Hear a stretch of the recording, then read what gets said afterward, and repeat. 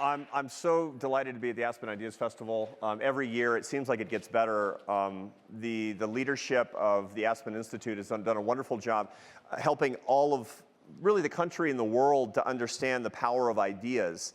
You know, when we're in a world that's buffeted by the constant weather of politics, it's very important to remember that more important than the weather of politics is the climate of ideas. I learned once from a physicist that the biggest mistake you can make as a PhD physicist is mistaking the climate for the weather. The Aspen Ideas Festival doesn't do that. Congratulations on participating in it, and thank you for being here at this session, which I've been so excited about because I get to talk to my friend Simon Sinek. If you're here, it's because you know who Simon Sinek is. He's a best-selling author. He's a consultant to some of the most important organizations in the world, and he's an all-around purveyor of the ideas that can lift people up. He's a humanist. He was born in the UK, and he's lived in South Africa and Hong Kong, and most exotically in New Jersey. He attended Brandeis University and the City University of London. He got his start in the world of marketing and advertising. He had his own firm, Sinek Partners, and his understanding of leadership comes from his own mixed experiences leading that firm. That's not how you know him, however. Many of you became familiar with Simon Sinek all suddenly in 2009, where he had his breakout moment. Now, actually, nobody has a breakout moment. When you look at a rock band that suddenly breaks out on the scene, it turns out that they've been touring for 16 years before that. But everybody learned about them because they became very viral for whatever reasons. That happened to Simon in 2009 when he had a TED Talk, How Great Leaders Inspire Action, which is the third most watched TED Talk of all time, with 32 million views. And it was aligned with his first best-selling book, Start With Why. We're going to talk about that here in a second. Since then, he's had more bestsellers, of course. Leaders Eat Last, Why Some Teams Pull Together and Others Don't, which I recommend very highly to you for your interest. You won't be disappointed. And in 2016, Together is Better, a little book of inspiration. His next book, which is coming out in September, is Find Your Why, which talks about start with why, but how to do it, which is really important. And we're going to talk a little bit later about a very exciting new project that he's working on. It's in beta form, and I can't wait to learn more about it, and I can't wait for you to learn more about it too. We're going to take a few minutes and have a conversation. I'm going to ask him some questions. We're going to discuss issues around leadership that the country needs, that the world needs, that business needs, that families need, that we all need. And then you get to interview him after that in the back half of this hour. So welcome, Simon Sinek. Thank you. Nice to see you. Thanks. When Aspen invited me to come and do this, they said, who would you like to interview you? And they gave me sort of a list of all these famous journalists and things. I said, no, I want Arthur Brooks, because he's the best. And I get to hang out here with my friend. That's great. Thank you, really, Simon. The last time we were together was under really funny circumstances when many of you saw in the news right after the election in January, the Republicans, all the House Republicans and Senate Republicans went on retreat to Philadelphia, and this closed retreat. And I looked at the keynote speakers on this retreat, and it was Donald Trump and Vice President Pence and Simon Sinek and me, which was really, really great. But we got a little bit of time to hang out together and maybe cook up some things that we want to talk about today. And here's my first question. We have a crisis in leadership in this country, and people in this audience who are really politically mixed and ideologically mixed have different ways of describing that crisis, but there's nobody in here who thinks that leadership is the best it's been for our country politically or in business today. Describe the leadership crisis, how we got here, and then I'm going to ask you a little bit about where we can go. Sure.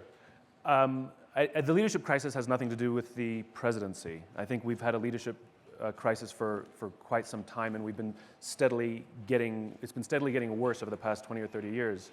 And it's primarily due to the fact that we misunderstand what leadership is, and the strategies and the ways we're building our organizations are based on the false definition of leadership. Let me give you an example. So in business, for example, too many of our standard business philosophies today, the way we normally run businesses, are leftovers from philosophies and ideas that were introduced in the 80s and 90s. So for example, the concept of shareholder supremacy was a theory proposed in the late 1970s, popularized in the 80s and 90s, and is now the standard way of doing business. remember, the 80s and 90s were boom years, relative peace in the world, a kinder and gentler Cold War, and so a lot of the ideas that we were generating on how to lead and how to build our businesses were based on those conditions. In other words, when boom years are there, we sort of become a little more selfish, right? So shareholder supremacy was a theory proposed back then, popularized in the 80s and 90s. Now it's standard way of doing business and arguably hasn't been a successful experiment. Every CEO of every public company, it's a big open secret, hates the analyst community, hates Wall Street, yet they play the game. The concept of using mass layoffs to balance the books, which is now standard practice in so many large businesses, public and private, that we don't even recognize how destructive it is to the human spirit and to the culture of an organization, did not exist in the United States prior to the 1980s. Did not exist. But it was popularized in the 80s and 90s and now has become normal. And so you see a lot of those sort of me first and putting the organization before the people, or numbers before people, really in government policy and in business that are now standard today. These are very, very different times, and I think that leadership hasn't kept up with the times. The organizations that understand prioritizing human beings, the life of a human being over the abstraction of a number, are the ones that outperform, out-innovate, by the way, have no millennial problems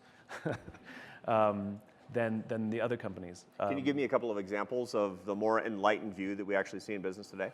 Yeah, there's a few. A smaller number in public companies, but Bob Chapman, who's sitting right here, he's talking tomorrow, right? He's talking tomorrow.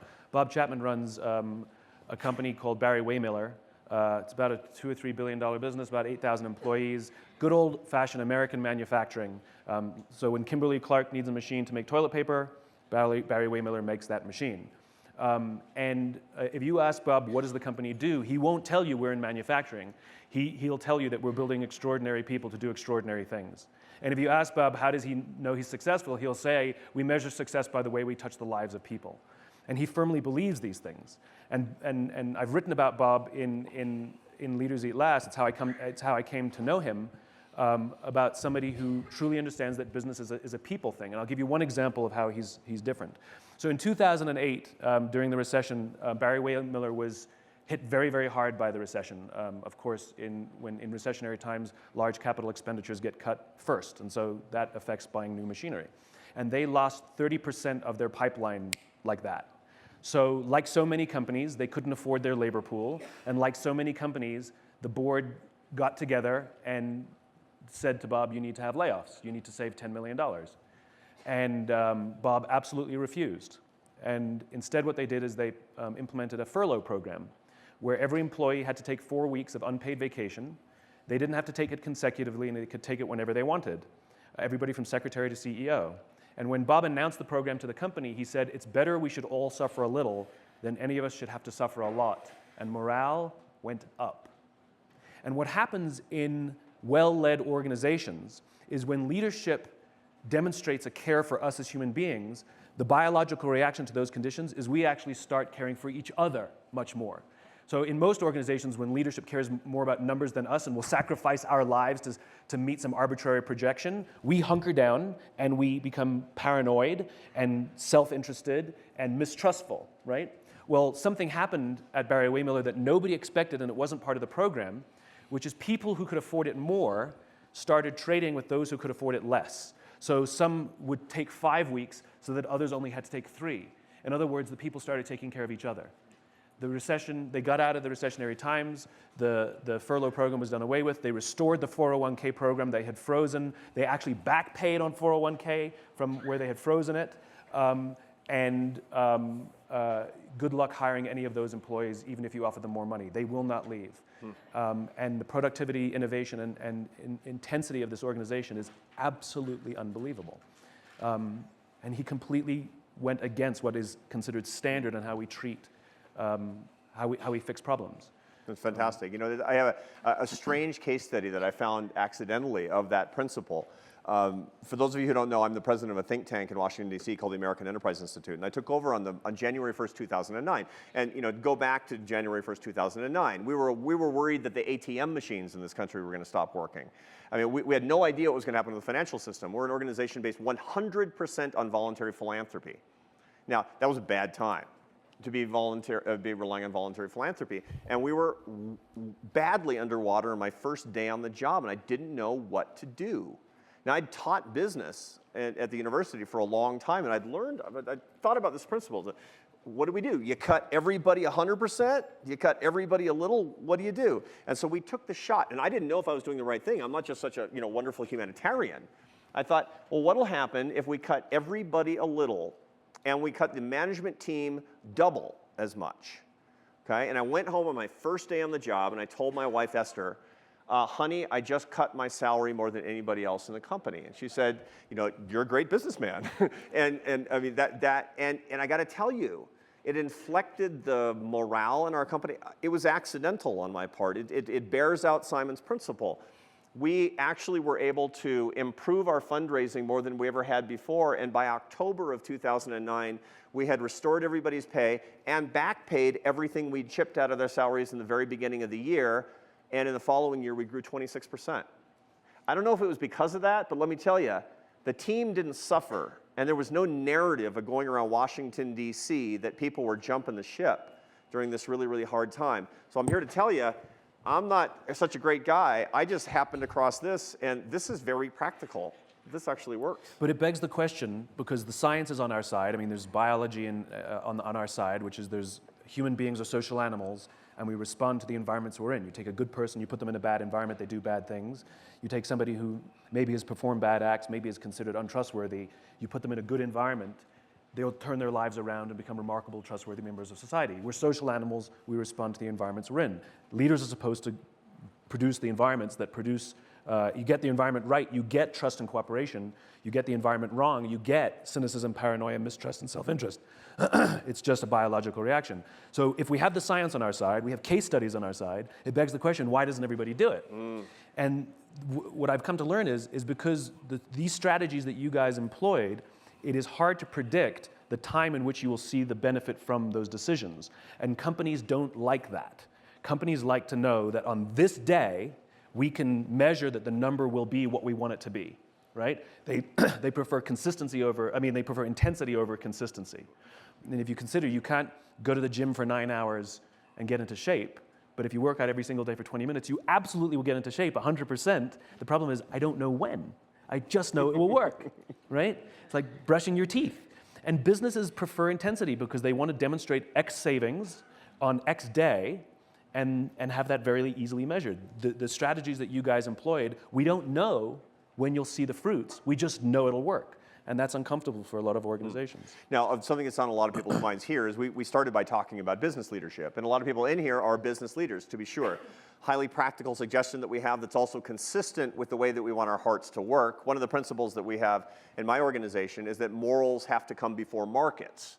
And I think that's manifestly true in any system in the world. And the more you rely on markets, by the way, the more you have to think about your morals first. I think that's an important thing to keep in mind.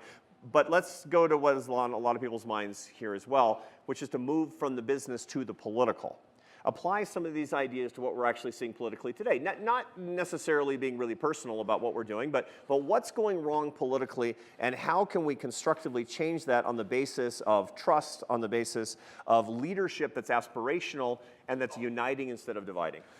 What we see in politics is it's a clear mirror of what's happening in business. They're one and the same, where short term has been prioritized over long term, where what's in it for the organization has been prioritized over what's in it for the community. And whereas an organization, in public companies, for example, meeting some arbitrary projection on some arbitrary date and meeting some analysts' projection. I'll tell you a quick funny story aside. Gary Ridge, who's the CEO of WD-40, great company, his analyst called him up on the analyst call, chastised him and said, you missed your numbers. And Gary said, no, I missed your numbers, mine are fine. But what we see in politics is people prioritizing their re-election over doing something great. I had a conversation with a member of Congress, I will leave their name out of it, and in a moment it was a very uncomfortable conversation, uncomfortable for them, not for me, where I basically said, I know human beings, I know people in uniform who would risk their lives and have risked their lives to do the right thing. I said, you won't even sacrifice your job to do the right thing. And I said, here's the joke. If you lost your election, you'll get picked up by some lobbying group or some law firm anyway, and you will make triple the money you're making now. So what exactly are you losing? Like, where is the sacrifice exactly? And she actually agreed. She said that we absolutely do prioritize getting reelected over some of the decisions we have to make, and then has this ridiculous rationalization that because if I don't win my reelection, I can't do good, which is a backwards logic. You do good, and if you do good, hopefully you'll win your reelection sometimes, and you can still do good even if you don't get reelected. Like they're not mutually exclusive. And I think this started. I think one of the problems is that it's become a competitive environment, politics, and it's no longer a cooperative environment. And I think we can trace it back to Newt Gingrich's contract with America, where he was the first one to tell members, because remember, when you got elected to national office, what you would do is you'd move your family to Washington, and you would fight on the floor during the day, but then you'd all go to PTA meetings together at night and sit in the bleachers and watch your kids play ball together, and you knew each other as human beings, and you saw each other as human beings. Now they come to Washington by themselves, they work for 2.5 days, then they go back to home, they don't move their families, and they don't actually know each other. They sometimes even within their own party. They literally have no human and social interactions, so they only see each other as competitors, not as people. I think this is a very destructive way to run any organization. We all know this, that it's difficult to develop relationships at a distance. We all know that it's much easier to resolve conflict when we're in a room together fighting with somebody as opposed to typing it or sending mean emails to each other. Or tweeting. Or tweeting at each other, yeah. Not that that's salient in no, American culture today. Hypothetically speaking. Yeah. And so I think national politicians should move their families to Washington again and try and get to know each other as humans again. I think we've completely lost the humanity in politics. I want to underline something that Simon said just a minute ago because I think it's really important for us to understand. That's central to the way that he thinks, and it's hugely useful for all of us. He does a lot of work with the military, he does a lot of work with business, he does a lot of work with politicians. And what he has asked, in a nutshell, is this. When he talks to people in the military, he realizes that they have answered the question, I know what I'm willing to die for. We don't have to confront that in modern life very much. Yet we should be able to have the answer to that question, and at very least have the answer to the question as leaders, what am I willing to fail for? What am I willing to be fired for? What am I willing to be humiliated for? Great leaders can answer that question. And if the answer is nothing, there's a problem. That's what he's saying in a nutshell here. And that's just the big thing that each of us can take away. What am I willing to be humiliated for? Where is it a good value to me, where the benefits are higher than the costs? And be able to sort that one out. Sort that one out on the way to aspirational leadership. And I think you're touching on what leadership is. You know, leadership has nothing to do with rank. Leadership is a responsibility. It's not about being in charge, it's about taking care of those in your charge.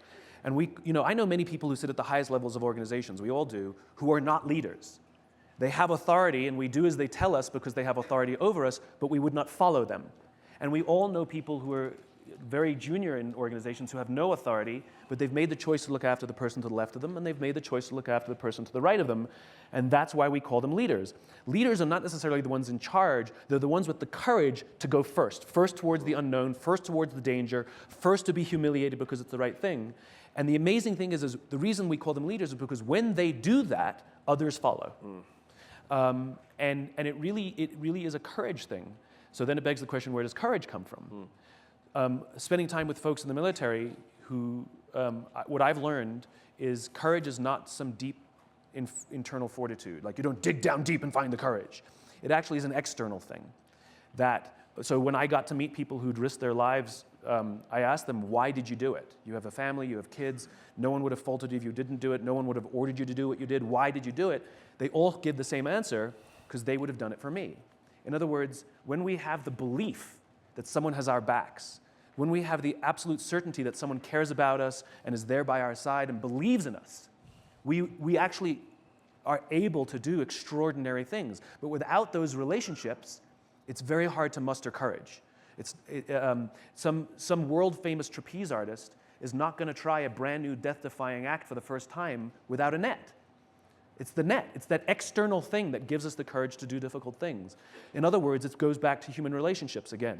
And so when we foster those relationships, when we foster the love in the community, we actually have the courage to do what you're saying we need to do. But when we don't, when politicians and businessmen, when we all feel lonely in positions of rank, I think that actually hurts the ability to lead. I saw a very interesting, I've been doing research on the subject of courage. Why? Because I'm very interested in the subject of fear.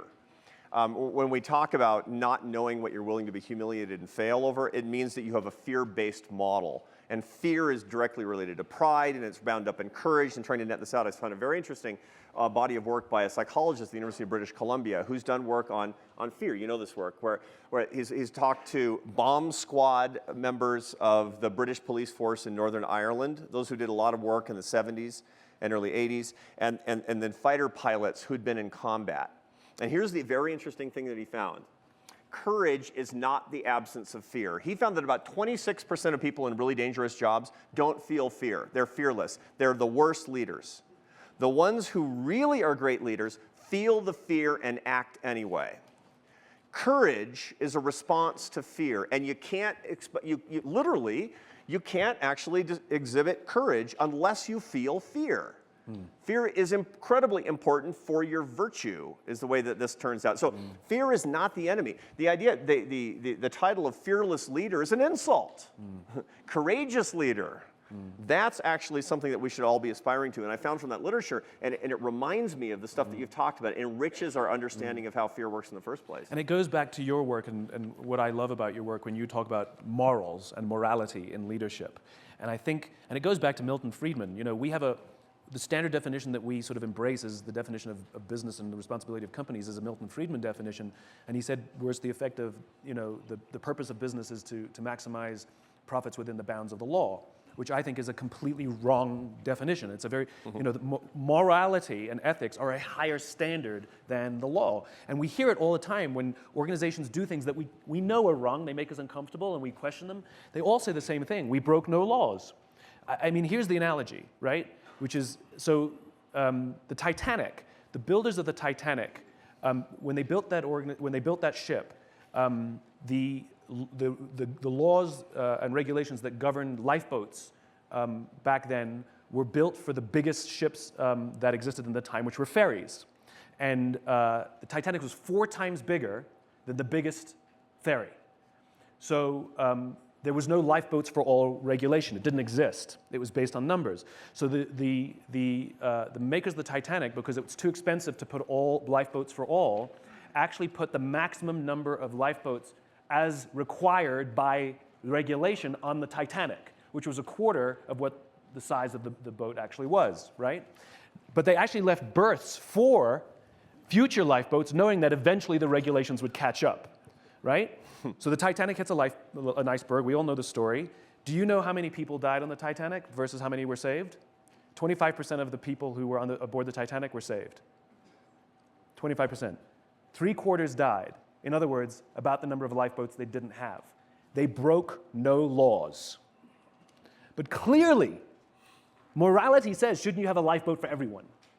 Even though they broke no laws. Now that's the analogy for the way I think too much of business is conducted, which is it's conducted with the bounds of the law, where everybody knows that there's a morality that they're missing, and they know that eventually the regulations will catch up, but I don't understand why people don't act morally despite the law.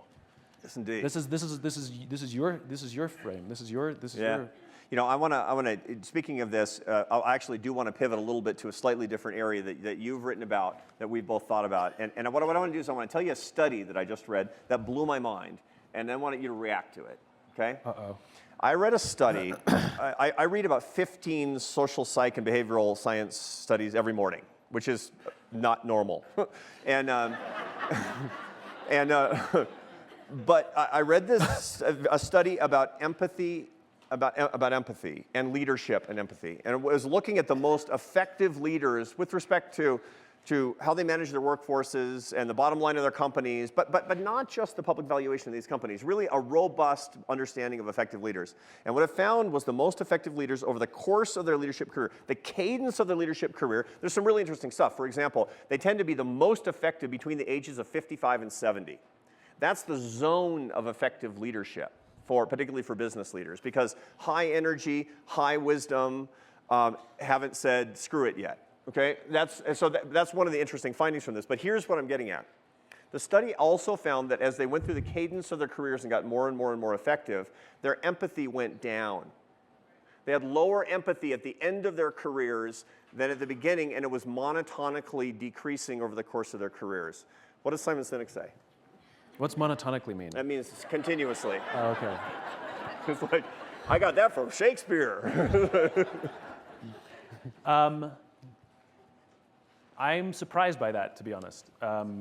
The whole idea that they're better at the end makes more sense because if you want candid advice, you ask an old person because they don't care what you think about them.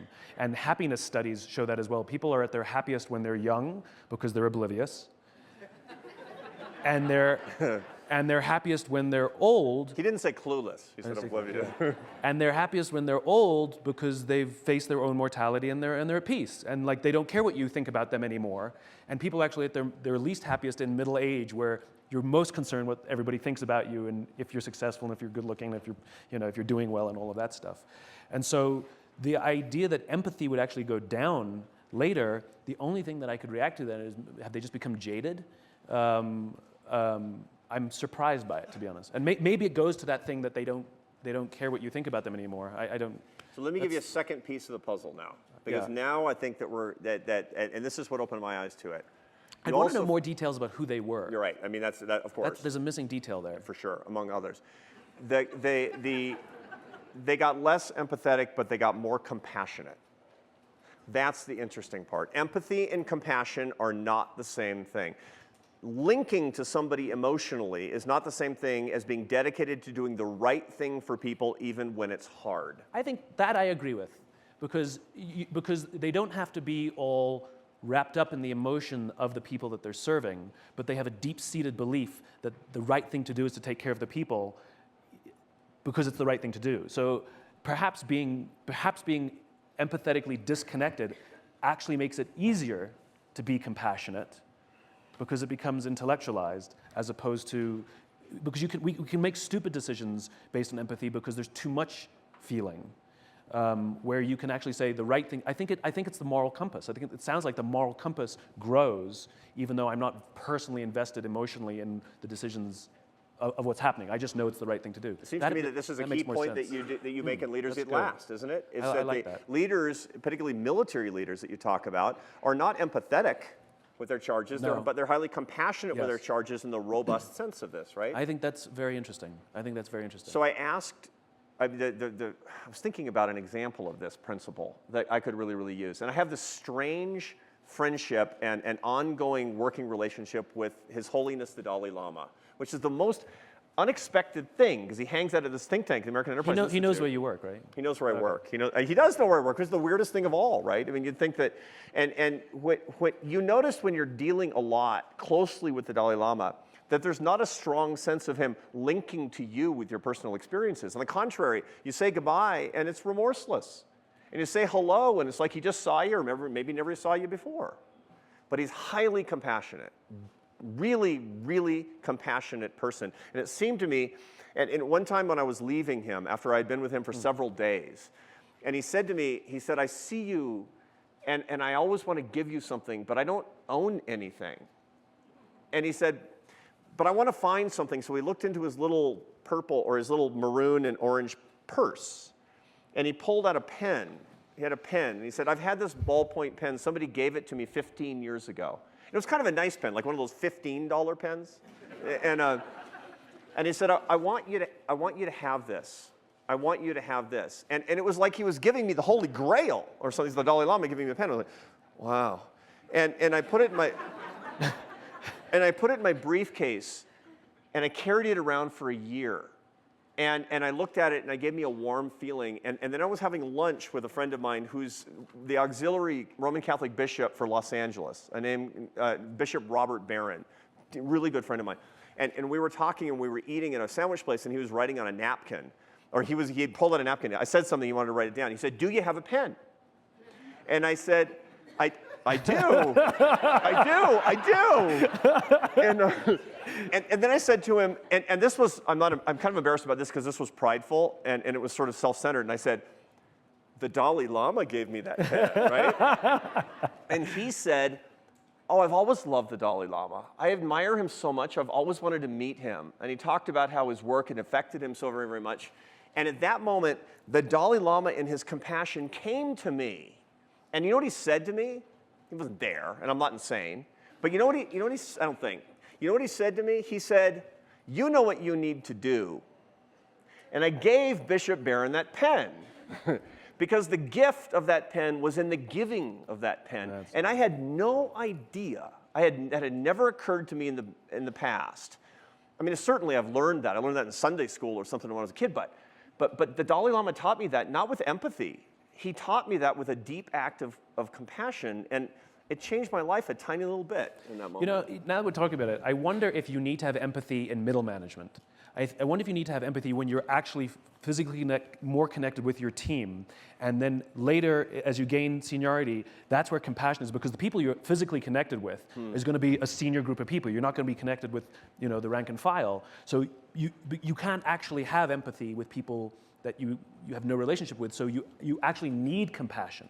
I wonder if that's the thing, because in a company-sized group of soldiers, Marines, whatever, it's about 200 people. And even if you get smaller than that, you talk to folks in the military, and they'll say that they can judge when a young lieutenant is a good lieutenant because of the way that the troops refer to him or her. They'll say, "That's our lieutenant," as opposed to the lieutenant. It's always the colonel, because it's too far. It's always the colonel, but that's our lieutenant. And when the troops make the transition from the lieutenant to our lieutenant, that means there's a relationship. And I think at that level, you need to have empathy. You need to know your troops. You need to know their names. You need to know their faces. You need to know their families. I think in business, you need to know your people. You need to know the names of their kids. You need to know where they live, what goes on in their lives. But as you become disconnected physically, I think that's where compassion, that makes perfect sense. Can we write about this? Yeah, Let's we write should. About this. Let's write about this. This, by the way, is unrehearsed. This is totally. Yeah. I've got two quick questions left, and then I want to go to you. Very good. So we've got at least 20 minutes so start getting your thoughts, and we'll talk about the ground rules on how that stuff works just here in a second. But first, I want to ask a question before I get to your new creative product, which I'm really fascinated with. But I have one more question, and it's about happiness. I've written about happiness. You've written about happiness. Tell me how important it is for you and me and everybody in this audience to be happy leaders. I don't like the term happiness. I like the term fulfillment. I like the term joy. Happiness to me is something that is fleeting. And you can have happiness because you win the piece of business, or you hit your numbers, or you go see a movie, and happiness is wonderful and it's great, and then it goes away. It doesn't last. Where deep fulfillment, like love, meaning, purpose, all of that kind of stuff. Or you could say the why. The why, yeah. As it were. But deep fulfillment, I think, is a much higher standard. Let me equate it to, like, you don't like your kids every day, but you love your kids every day. It's that kind of thing. This is true. Yeah. This is true. And so... Deep truth, friend. You don't have to be happy every day, but you can be fulfilled every day. You don't have to like your job every day, but you can love your job every day. And I think that people confuse the two. And people are seeking happiness in their work, and they're doing it through all the ways you would think they would do it in short-term things. So, like, and you see it the way we lead young people too, which is we put in free food and bean bags and all these fun things at the office because we want to make our employees happy, and it absolutely works. It just doesn't make them fulfilled, and they still are unhappy and they still quit, or they still are unfulfilled and they still quit. And I think this is the problem. I think we've confused the terms because they're not the same. So I'm more interested in people finding deep fulfillment in their work, and I'm sure they will find happiness throughout that also. This is interesting because, of course, you're defining the Aristotelian understanding of deep happiness, which is a good life well lived based on a sense of meaning and purpose. And yet we've fallen into a definition of psychological happiness in society where we're searching for something that is inherently ephemeral. And what we want to find is something consistent with our deepest views. And now, Jung... There's an irony in that too, which is the idea of searching for happiness. Right. Right? It's not a scavenger hunt. You don't be like, look under a rock and be like, I found happiness. I found the job I love. You know, it's like, you don't find love either. Like you find somebody who cares about you, that you care about, you fall in love. I'm not sure exactly what day it happened, and then you work tirelessly every day to stay in love. Because if you stop working, the love goes away. And it's the same at work. You don't find a job you love. You find a place where you share the values, you fit, they care about you as a human being, you fall in love with your job, and you work tirelessly every day to take care of the people around you, and you remain fulfilled. So I think the whole concept of searching for happiness, or searching for the job that you love, or searching for love is completely misguided. It's finding an area where you could work hard at it, and then you have to work hard to keep it. And the worst part is so do they. And if one of you quits, then the thing goes haywire. And that goes for employees and for management, which is they have to work hard, but at this, and so do we. So I think our language is not helping us. Before we Jung, you were going to talk about Jung. I was going to talk about Jung. Jung talked about the important that somebody can't be truly happy and fulfilled in their life until their day-to-day existence and work is consistent with their own deepest values. The hardest thing to do is not to find the right job. The hardest thing to do is to figure out what you believe. The weirdest thing is that most people actually don't know what they think. Most people don't know what they want. Most people don't know what their deepest values are. And this gets back to your point a little bit earlier. What are you willing to fail for? If you want to figure out what you believe, figure out what you'd be willing to be completely humiliated and fired over. And if you know the answer to that, then you're on track to find Simon's understanding of deep fulfillment as the superior substitute for psychological happiness. As long as there's a group of people around you who care about you and have your back, you can find the courage to fail or be humiliated. I don't think we can do it by ourselves, or few are the people who can do it, and I wouldn't trust them. Yeah. Before we turn to our friends to grill you a little bit more, tell me about your new book. What's on your mind? What's keeping you up at night? Oh, yeah. No, it's wonderful. I've become obsessed with game theory. It's fascinating stuff. So whenever there's at least two competitors in a system, you have a game, and the rules of game theory apply. And if you know the rules of the game, you can do well. If you don't know the rules of the game, you're not going to do well. The vast majority of organizations who are in a contest actually do not understand the rules of their game, which means most organizations are heading towards zero, which I am fascinated by. So here's the quick of it. There are two types of games. There are finite games and there are infinite games. A finite game is defined as known players, fixed rules, and an agreed-upon objective. Baseball. We know the rules. We all agree whoever has more runs at the end of 9 innings is the winner, and we all go home. When you have an infinite game, infinite games are defined as known and unknown players. The rules are changeable, and the objective is to perpetuate the game, to keep the game in play. When you put a finite player versus a finite player, the system is stable. Baseball is stable. When you put an infinite player versus an infinite player, the system is also stable, like the Cold War. Because you cannot have a winner or a loser in the Cold War, right? So you keep the game in play.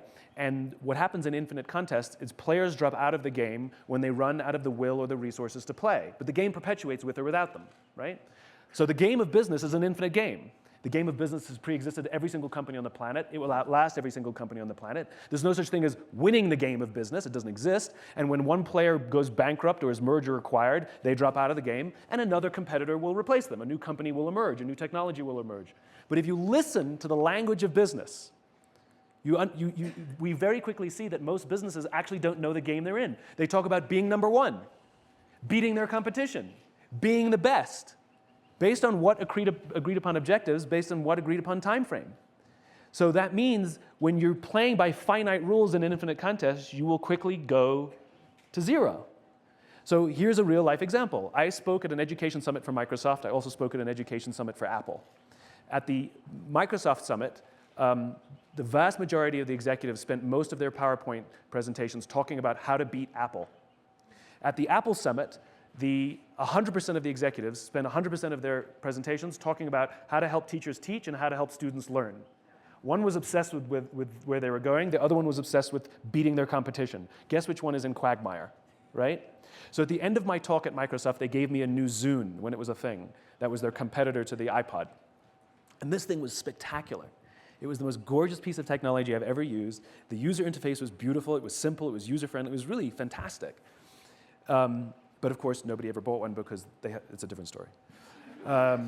So when I was done working at Apple, I was sharing a taxi with a senior Apple executive. Did I ever tell you this? I was sharing a taxi with a senior Apple executive, sort of employee number 12 kind of guy. So I decided to stir the pot. It's a bad habit. And I turn to him and I say, you know, I was at Microsoft and they gave me the new Zune, and it is so much better than your iPod Touch. And he turned to me and he said, I have no doubt. Conversation over. Because an infinite player understands sometimes you're ahead and sometimes you're behind. Sometimes they have a better product, sometimes you have a better product. The objective is not to win every battle, the objective is to outlast them. And so one organization is making strategic decisions for a short-term gain of beating their competition based on some arbitrary number and arbitrary time frame that they picked, whereas the other organization is being built for resilience. And I love that. There's over 80% of the Dow index are companies 35 years or younger. Where are all the old companies? Gone. Where are they? And even some of the old ones aren't really old. They've been merged and acquired so many times. They're not really the companies that were. Well, one thing that I want to point out based on Simon's work that relates to the earlier comments that he was making, the original comments that we made about the leadership crisis in the United States, is that the competition and cooperation are typically thought of as antagonistic to each other. The biggest mistake that we make when we talk about business or we talk about politics or we talk about family life or community life is to say that you either have to be all about competition or all about cooperation. If you're all about one and you don't have a balance with the other, you will lose. You will lose and you will be ineffective. The truth of the matter is that the New York Yankees are both competitive and cooperative with the Boston Red Sox. Nobody in the Yankees organization, except for the most rabid fans, thinks you should be blowing up the Red Sox bus on the way to the game. The best infinite players, this is right to your point, the best infinite players, they love having a worthy adversary. So Montgomery kept a portrait of Rommel in his quarters. They had deep respect for each other, and they loved the idea of competing against each other intellectually and besting each other.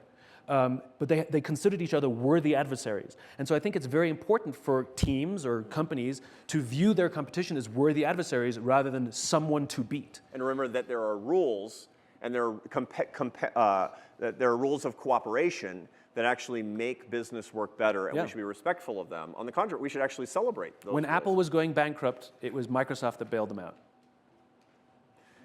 We have 15 minutes and 1 second left for you. And here's kind of how it works. We have our friends who have microphones, and you're going to put your hand up, and I'm going to call on you, and the mic's going to come to you. If you would stand up and tell me, you're going to be first, because I saw your hand first, and you're going to tell us your name and where you're from and what's on your mind. Mic's coming to you right now.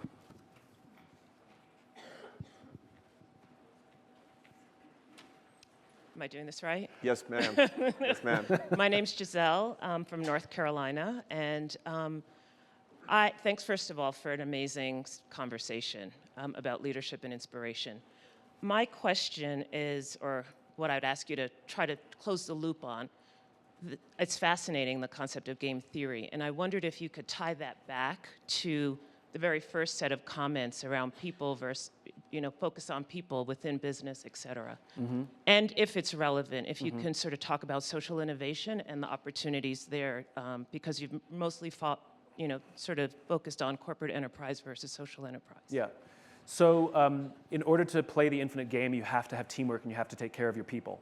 Because if you only, if the entire organization is built on a sort of hit the goal, get the bonus, hit the goal, get the bonus, hit the goal, get the bonus. You can actually create an organization where people be competitive against each other, not with each other, and in time it'll destroy the internal culture. So building strong teams and prioritizing people is the only way to play the infinite game, because it also builds into it a resilience beyond the personality of the person at the top. Because very often you'll see some wonderful, wonderful organizations with this wonderful inspired leader, but they cannot survive the loss of their inspired leaders. We saw it happen at Walmart. Sam Walton was great. And then he left. And then Mike Duke eventually came in. You're like, you have to be kidding me. You know? Total opposite kind of leader. And we see that all too often. And so you can only play the infinite game if people see that their responsibility is to take the torch and carry it forwards, not to sort of be in the best job. You know, nobody's vying politically for the #1 job kind of thing. So it's essential for the infinite game. And in terms of the social world, I rail the fact that we distinguish the two as separate. It drives me nuts. I hate the fact that we call not-profits non-profits. That's a tax delineation. No one wants to be defined by what they aren't. It also makes money a dirty thing, not profit. You need money to sustain. Money is fuel. You can have a beautiful car, no fuel, don't go. And then and charity is a terrible word as well, as if we're doing something for free, right? I think they should call themselves for-impact organizations, right? I work for a for-impact organization, and by the way, you better be profitable, but you define profit differently. If your objective is to rescue kittens from trees, then you better be rescuing more kittens from trees this month than you were last month. That is profit. So the money is the fuel, and the profit is defined by whatever your cause is, and you're in the for-impact space. But the rules are all the same for both organizations. Right here in the back, and then we're going to come over to right in the middle right here. Good morning. Great talk. My name is Alex Rosenfeld from Climate Impact Capital based in Houston. I'd love to get your thoughts as an optimist as how you could apply, or how we could all apply, game theory to the issues of climate change. Certainly it's a very interesting game where people can opt out and be free riders on others, but we all need to work together to make an impact. So love to hear your thoughts on how we can game the game to make it work for all of us. Yeah. So I was at the Southern Company thing this morning where we were talking about just that, and there was some language that I realized Arthur and I have been saying that some of the language sort of hijacks us, unfortunately, and I think the language of sustainability is the wrong language, because sustainability is it sounds like a liberal philosophy, and I think the word that we should be using is resilience. I think, is our planet resilient? Are we helping the planet be resilient? Are our organizations resilient? Because if we're relying on limited fossil fuels, that's not resilient. And so I think we've done I think the climate scientists have done a bad job marketing. I think it's a problem in marketing because it was very rational, and it was very paternalistic, and it was never really stated as a cause that we could all join in on. It was sort of a political philosophy. So I think language is one of the big challenges there. And the things I'm learning is, I think resilience. Are we building a resilient planet? Our friend from Houston made one assertion that I think is important. Just kind of want to draw you out on one quick point. Are you an optimist? Yeah? Because it occurs to me when I'm listening to you, I mean, optimism suggests that there is a set path, that the future is kind of out there already, and we believe that the future will be better than the present. I take you as more of a hopeful person, as somebody who believes that the future can be in our hands if we do the right thing. I don't know the outcome. Simon doesn't know the outcome, but Simon believes that each of us can be the agent of positive change, and as such, I mean, that hope is a great theological virtue, not optimism. I take you as kind of a prophet of hope more than a prophet of optimism. Okay.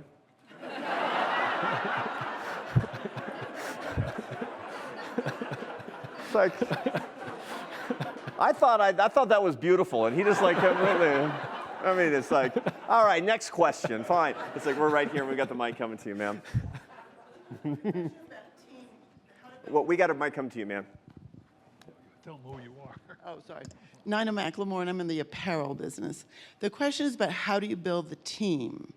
And what do you do when you have team players who are either not competent or not passionate about the game or defensive? Okay, sure.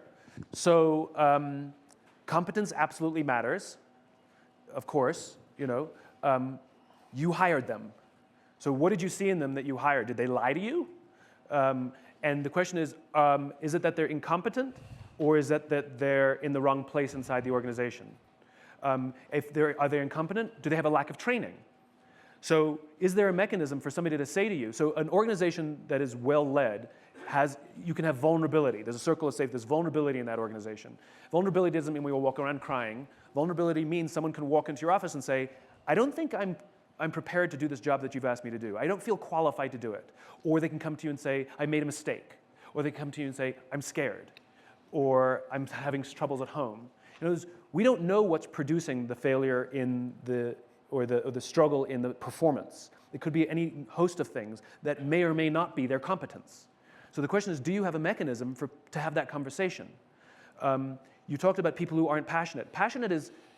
Everyone's passionate, we're just not all passionate for the same things. Passion is a result, it's like profit, which is if I'm engaged in something that feeds my soul and I feel safe in the environment I'm in and I feel like I'm growing, I will be passionate. And so if you say that people are unpassionate inside the organization, I wouldn't blame the people. I'd say either they're in the wrong job, or you shouldn't have hired them because they don't actually fit your value set, or there's something going on in their life that maybe we should be concerned about them. Like, are you okay? Your passion is down. This is not like you. And what was the third point? Defensive. And defensive. So if people are defensive, again, is there a culture of feedback? Do you have a culture where honest feedback is expected and required, which doesn't happen overnight? Are they put in environments where they can feel safe being criticized as opposed to feeling that they need to be defensive? Again, I don't blame the people. Do you have a communications training course? Do you teach effective confrontation? Because maybe the person being defensive, it's the person who's confronting them who doesn't know how to have a confrontation. And if you attack me that way, I'd be defensive too. So it's not always the people. We're so quick to say they're incompetent, they're not passionate, and they're defensive, and yet we don't look at ourselves and say, maybe I don't know how to have a confrontation, maybe I'm not being empathetic enough, and maybe we shouldn't have hired them or we put them in the wrong position. And then if we made a bad hire, we can't blame them for that. So how do we help? Because if we're not happy with them, they're not happy working, how do we help them find a new job with dignity? Fantastic. We're going to go to the back on the right, and then we'll come up right here. Okay, right here in the back. Hello, my name is Fernando. I have a startup based in Mexico City.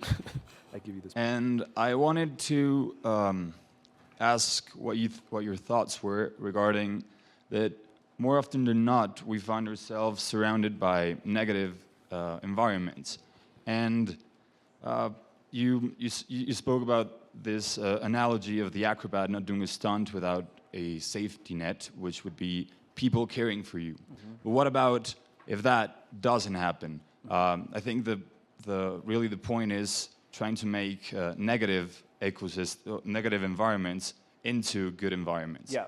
And maybe trying to go further than that step of empathy and compassion towards doing something that you know that other people will not do for you, yeah. But you do it for them instead of waiting for them to do it for you. Yeah, if you're truly in a toxic environment, one option is always to leave that environment, right? If it's a job, right? But that's not necessarily the only option. And this is sort of similar question that I get often, which is what happens if you're in middle management and senior management doesn't get any of this stuff and they only care about numbers before people, not people before numbers. The answer is you ignore them because you can't influence or control that which you cannot control, and you take responsibility for the things you can control, in other words, yourself. And you become the leader you wish you had. You become a student of leadership, and you obsess about making sure that the people with whom you work, the people whose names you know and faces you recognize, that they are able to go home every day and say to their loved ones, I love my job, because of what you're doing for them. In other words, you commit yourself to the life of service. You commit yourself to the practice of leadership and taking care of the people over whom you can influence. They could be above you, below you, to the left or to the right of you, but this very small enclave. And what starts to happen is these little subcultures start to emerge of incredible joy and happiness within more toxic environments because they're all taking care of each other. And what happens is one of those people gets moved and goes somewhere else. They take those lessons. They start to do the same thing. It starts to grow. The performance of those groups tends to be better than others. And if you get a critical mass, the tail wags the dog. The internal can actually change the direction of the entire organization. It takes time, though. I think the short version of that is model the behavior that you want to see. And that is so true for each one of us all over in our lives. You know, how many people are complaining about the bitterness and the anger and the hostility in politics today? To what extent are we modeling the behavior that we want to see? If you wished people treated each other with greater warm-heartedness in the face of overwhelming political contempt, how have you treated somebody with whom you disagree with warm-heartedness instead of with contempt? And each one of us can actually change the world a tiny little bit in the next 24 hours by doing exactly that. We're going to have an opportunity to do that. This is how we do it at work, but each one of us can model the behavior that we want to see in our ordinary lives. That's moral agency. My friends, that's power. Amen. All right, we're going to come right up to the right. Yes, ma'am. I can't remember. I had promised we'd come up to this region here, so. Thank you. Hi, my name is Komal. I'm from San Francisco, California. And thank you for this great talk, and I've made every employee of mine watch both of your TED Talks several times, so thank you. So my question is, if a company has two whys, so for instance, mine does, we recover high quality surplus food from businesses and events that would otherwise throw it away, and then redistribute that food to nonprofits that are in need. So essentially technology to solve both hunger and food waste. So my why is much more fueled through the eradicating of world hunger, which we believe we can do, whereas other people on my team are much more fueled about reducing food waste. Can those two whys be equally weighed in a company? And can that why, if one of the whys is more of the profit-making engine of the company, be more visible in some avenues and less in others? Yeah. So you don't have more than one why. A why is the purpose, cause, or belief upon which the organization exists that exists on a level higher than the thing that you do. So what you explained to me was what the company does, or you explained a strategic road to get to something else, right? So there is a purpose or cause that drives you. Are you the founder? Yes. So there's a purpose or cause that drives you, that you saw this as an effective means to advance whatever cause or belief that you believe in. And you saw that feeding people is a good strategy, is a good means to advance something that's even bigger than that. And if you didn't do this, you'd do something else. So you only have one why, and I would argue that you haven't yet articulated yet. And the reason that so you're having issues inside the organization where some people believe in this one, but some people believe in that one. That means you're not at the why. The why level says we all believe in this, we all work different ways to do it. So our organization, our why is to inspire people to do the things that inspire them. I haven't told you a single thing about what we do yet. And we have a vision that if everything we do comes to life, we can imagine a world in which the vast majority of people will wake up every single morning inspired to go to work, feel safe when they're there, and return home fulfilled at the end of the day. Now, what do? Well, inside the organization, there's all kinds of stuff. And we all are passionate about different ways to advance that. So I'm the dancing monkey who speaks and writes about it, right? And then there are folks inside our organization who want nothing to do with what I do. They would never want to do this, but they found ways to do it through taking care of the customer, like literally having the face-to-face. They love that. And they see that is the best means to advance our cause, which is to have that face-to-face advice, right? But we all believe in the same cause. And so I would argue that you haven't actually articulated your why yet, because there's only one. My friends, we are coming to the end of our session, and I want to take simply the last 20 seconds to sum up the 4 big things that we've learned and heard from Simon Sinek today. Principle number 1. Leaders who know their own why understand shared sacrifice, which is a privilege, not a negative. Principle number 2, ask yourself, what am I willing to fail for? If you can answer that, you're on track to understanding your why. Principle number 3 is that courage is the ability to act in the face of fear, but to do that, we need people we trust. Find those people you trust and be those people that other people can trust. And principle number 4 is that purpose matters more than happiness. So set upon your own purpose and help other people find theirs. Good words, good thoughts, words for a better world from Simon Sinek. Thank you. Arthur Brooks.